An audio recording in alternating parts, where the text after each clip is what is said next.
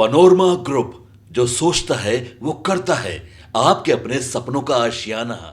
खाद पर जो सब्सिडी है उसका इस्तेमाल कालाबाजारी के रूप में हो रहा है और इसमें सत्ता का रोल है।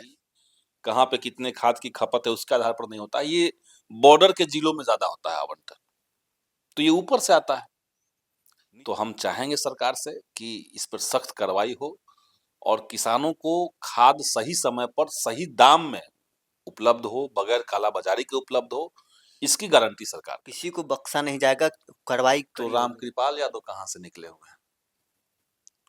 अगर वो भ्रष्टाचार की गंगोत्री आरजेडी को कह रहे हैं तो रामकृपाल यादव तो उसी से निकले हुए हैं। कौन सा राज्यसभा सदस्य, कौन सा विधान परिषद सदस्य, विधायकों के पास तो जवाबदेही है जनता का।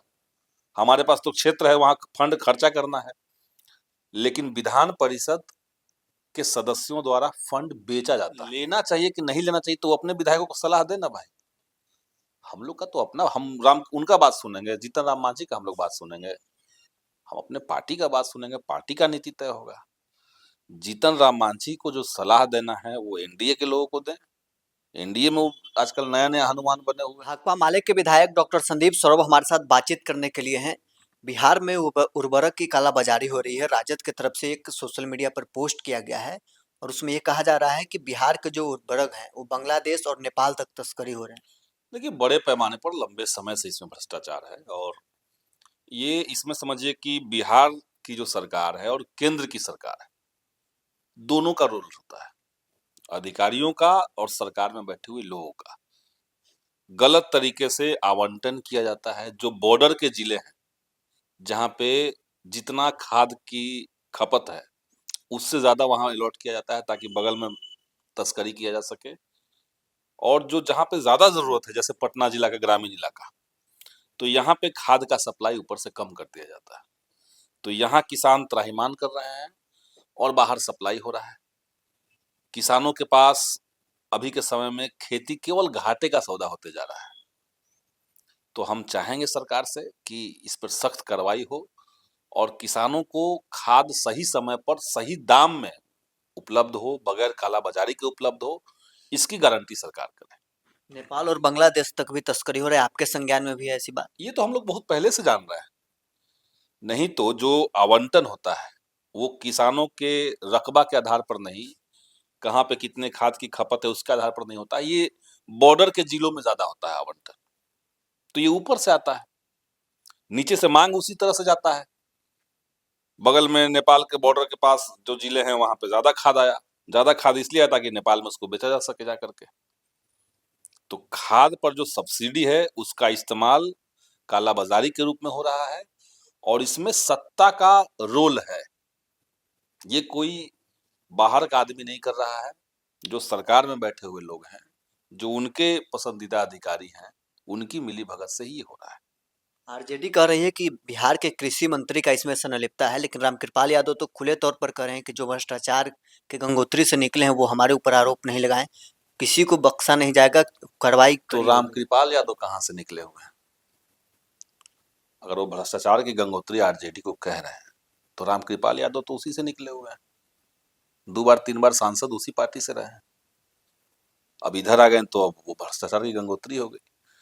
ये सब हवा हवाई बातें छोड़ करके जो किसानों का किल्लत है, अभी आप जाके देखिए हमारे पालीगंज में, उनकी संलिप्तता है या नहीं ऑब्वियसली अभी तो जस्ट बने ही हैं, लेकिन वो सरकार के पार्ट हैं तो उनका रोल होगा ही। अगर वो सरकार के पार्ट हैं, वो मंत्री हैं, वो कृषि मंत्री हैं बिहार के, तो उनका तो रोल होना चाहिए, उनका तो जिम्मेवारी तय होगी। और सबसे बड़ी बात, माने खाद का एक संकट है, दूसरी तरीके से देखिए कि आप किसानों के साथ सरकार क्या कर रही है। पिछली बार से सभी जगह पर जो टारगेट है धान अधिप्राप्ति का, उसको कम कर दिया गया है। धान की पैदावार पिछली बार से ज्यादा हुई है और देखिए धान का खरीदारी कम कर दिया गया, लक्ष्य कम कर दिया गया सब जगह। पैक्स में आप पता कीजिए देहात के इलाकों में तो 2-2 हजार क्विंटल धान कम कर दिया गया। क्यों भाई? तो किसान जाएंगे कहाँ? बिचौलिए के पास जाएंगे। तो महंगा खाद खरीदिए, नहर में पानी नहीं आ रहा है तो आप महंगा पटवन कीजिए, और जब फसल आपका तैयार हो जाएगा तो आपको सही दाम नहीं मिलेगा। ये भाजपा और जदयू सरकार की हकीकत है। तो ये सरकार किसान विरोधी है तो हम लोग शुरुआत से बात कर रहे हैं। पिछले 5 वर्षों से आप विधायक हैं, दूसरी बार जीत के आए हैं। जीतनराम मांझी का एक बयान है, उन्होंने कहा है कि मंत्री हो, विधायक हो या सांसद हो, 10% कमीशन लेते हैं। कितना इस बयान से आप देखिए, वाकिफ़ हैं? जीतन राम मांझी के बयान को कोई भी गंभीरता में नहीं लेता है, लेकिन जो बात कह रहे हैं कि मंत्री हो, विधायक हो, सांसद हो, राज्यसभा हो, विधान परिषद हो, सब जगह कमीशन चलता है, वो बात सही है। हाँ, लेकिन सच्चाई क्या है कि जो विधान परिषद है, जो राज्यसभा सदस्य हैं, खास करके एनडीए का ज्यादा लोग हैं। बिहार में जाकर के देखिए, केंद्र में जाकर के देखिए, सब एनडीए के लोग हैं। कौन सा राज्यसभा सदस्य, कौन सा विधान परिषद सदस्य, विधायकों के पास तो जवाबदेही है जनता का। हमारे पास तो क्षेत्र है, वहां फंड खर्चा करना है, लेकिन विधान परिषद के सदस्यों द्वारा फंड बेचा जाता है। उनका कोई जिम्मेवारी कोई खास जगह पे तो नहीं है, आप इतना परसेंट दीजिए, आप ले जाइए, जहां जो खर्च करना है कीजिए।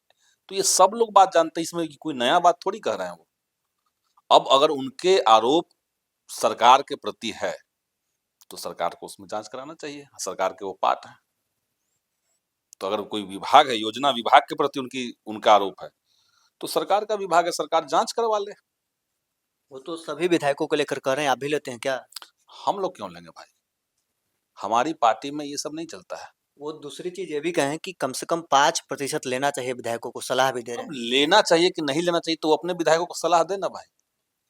हम लोग का तो अपना, हम राम उनका बात सुनेंगे, जीतन राम मांझी का हम लोग बात सुनेंगे, हम अपने पार्टी का बात सुनेंगे, पार्टी का नीति तय होगा। जीतन राम मांझी को जो सलाह देना है वो एनडीए के लोगों को दें। एनडीए में वो आजकल नया नया हनुमान बने हुए हैं, 2 लाइन कहते हैं बार्गेनिंग के लिए, कुछ फिर पलट के हो जाते हैं कुछ। तो उनकी बातें हैं, अपना वो जवाबदेही तय करेंगे अपना।